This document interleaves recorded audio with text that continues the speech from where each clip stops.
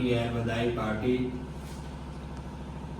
जो मुनज़्ज़िर की गई है दर्जा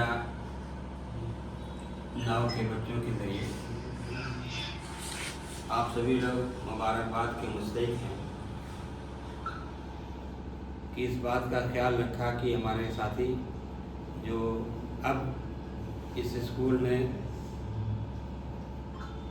पढ़ने के लायक नहीं रह गए, अब आगे पढ़ने की पोजीशन में आ गए हैं, और उनके लिए आपने यह अलविदाई पार्टी दी। इसके लिए आप सभी को बहुत बहुत मुबारकबाद।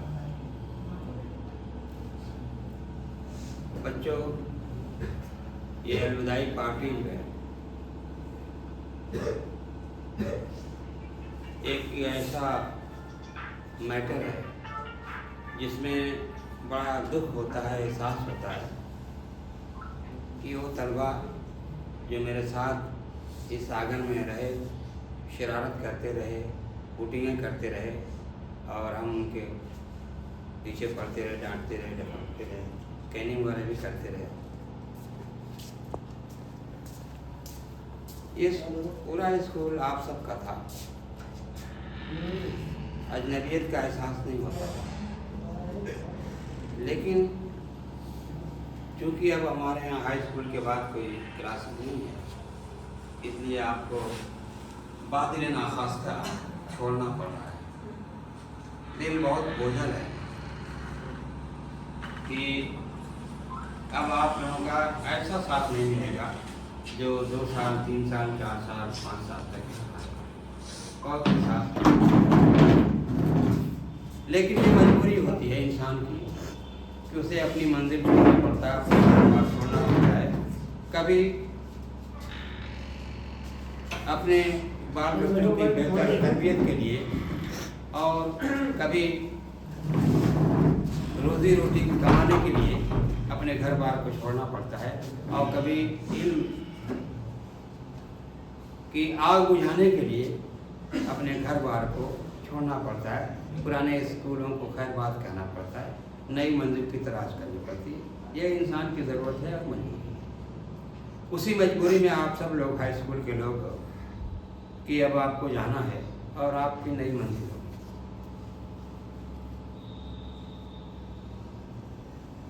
अब हाई स्कूल का इम्तिहान देना है।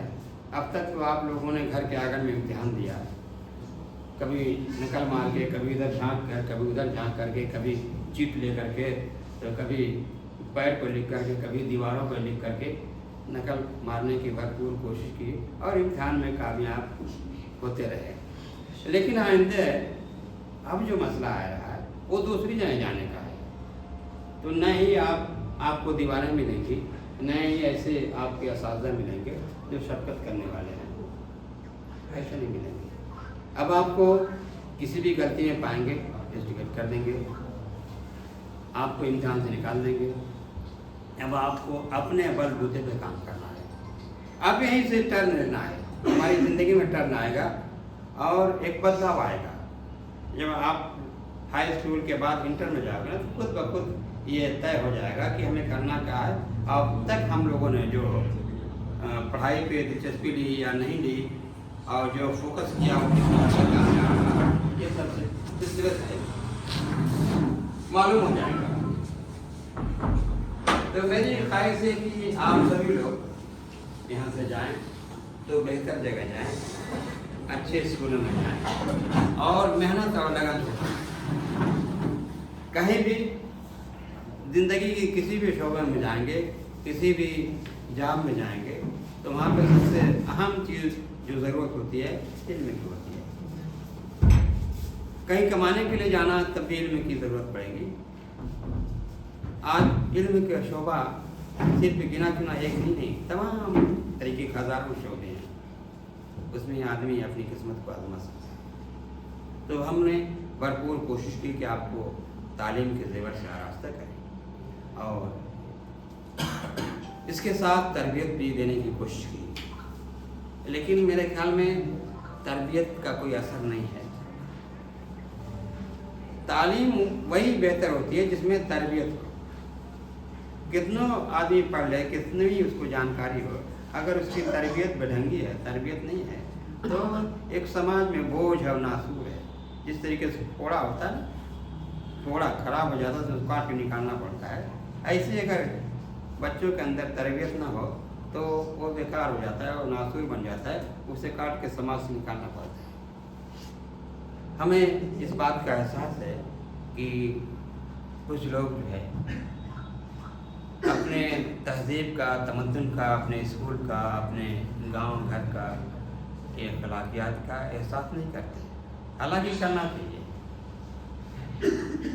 जब ऐसा नहीं कि मैं सिर्फ यही कहना सुना और कान से निकाल दिया, मेरे दिल के जज्बात है जो मैं देखता हूँ, वो महसूस करता हूँ कि तरबियत का कोई असर पड़ा नहीं है।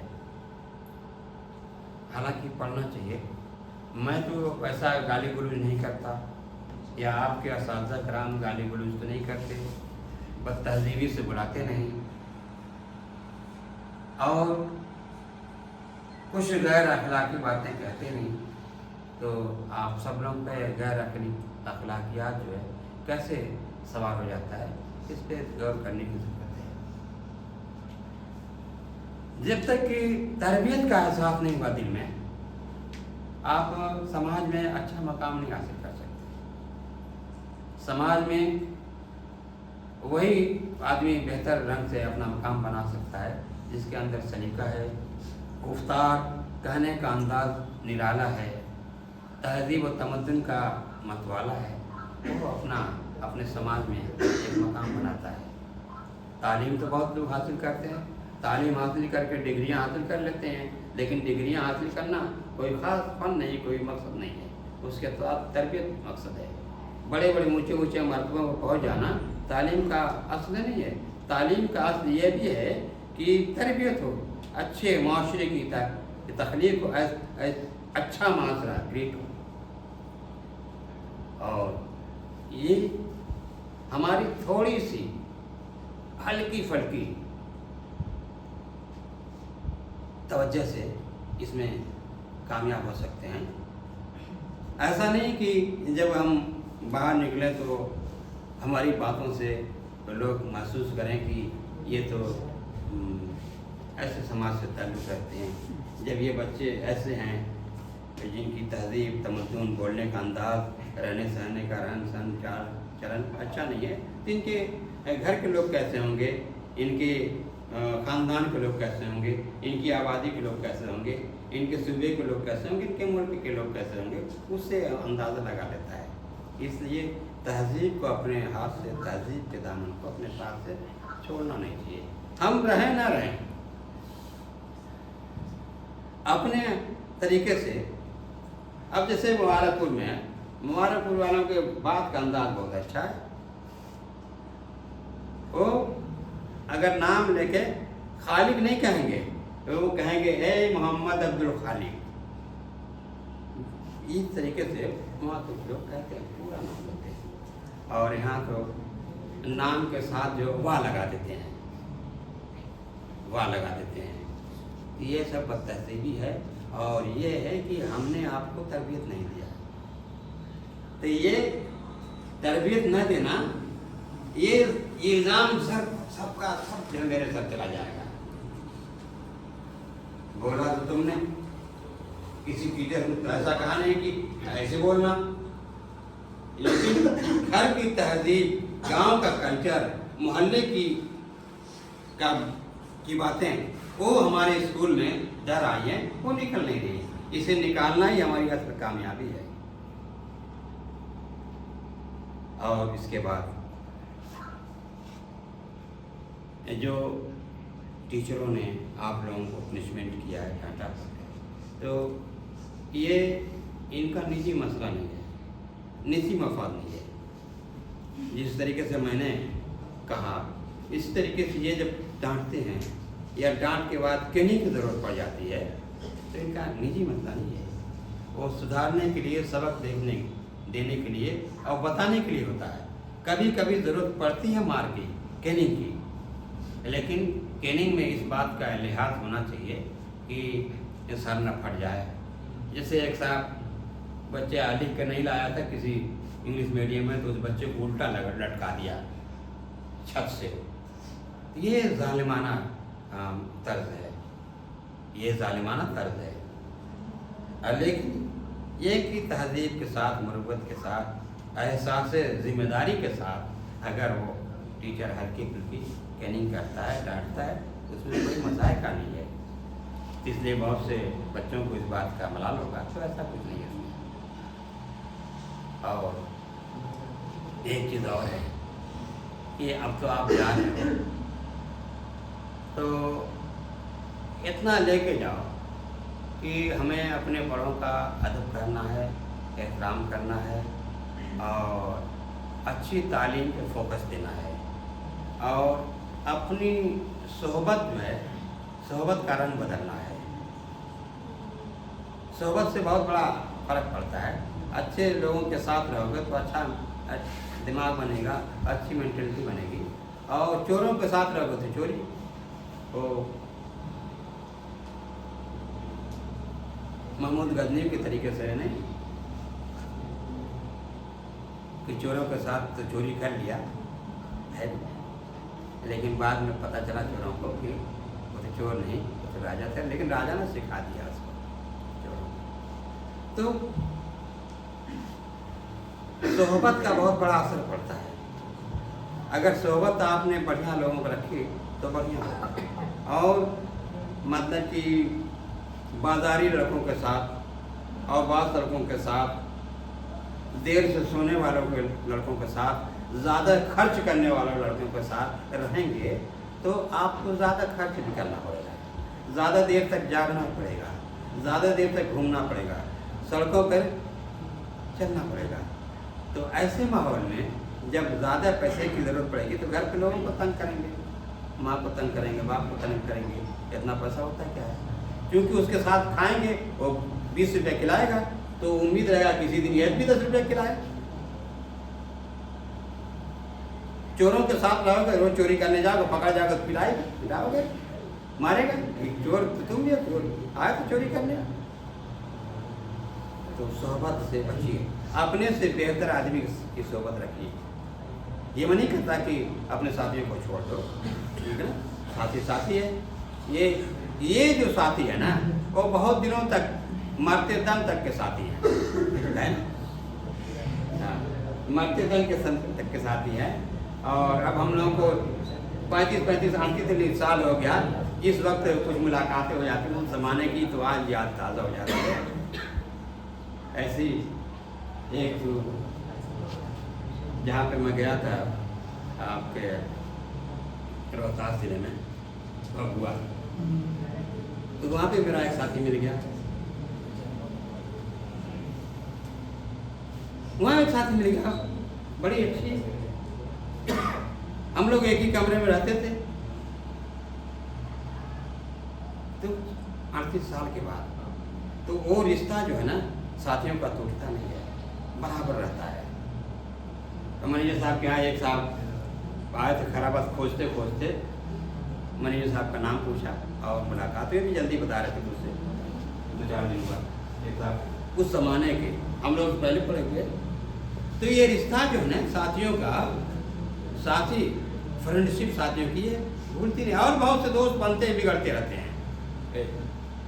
कुछ पैसे के दोस्त होते हैं, कुछ घूमने वाले दोस्त होते हैं, लेकिन ये पढ़ाई वाले दोस्त होते हैं, ये तरबियत वाले दोस्त होते हैं। इनका कभी भी इनकी ये दोस्ती फना नहीं होती, दूर तो हो जाते हैं, फना नहीं होती, मिटती नहीं। ये दोस्ती रहेगी। लेकिन अब जो दोस्त बनाएंगे, अपने से बड़े को बनाइए, अपने से पढ़े लिखे को बनाइए, अपने से अच्छे को बनाइए, तो अच्छा इंसान बनेगा। जब कम पढ़े लिखे के साथ रहोगे तो अपनी न खुद पढ़ा न तुम्हें पढ़ने देगा, खुद तो डूबेगा सनम, तुम्हें तो भी डूबेगा। समझ गया ना? तो नहीं है।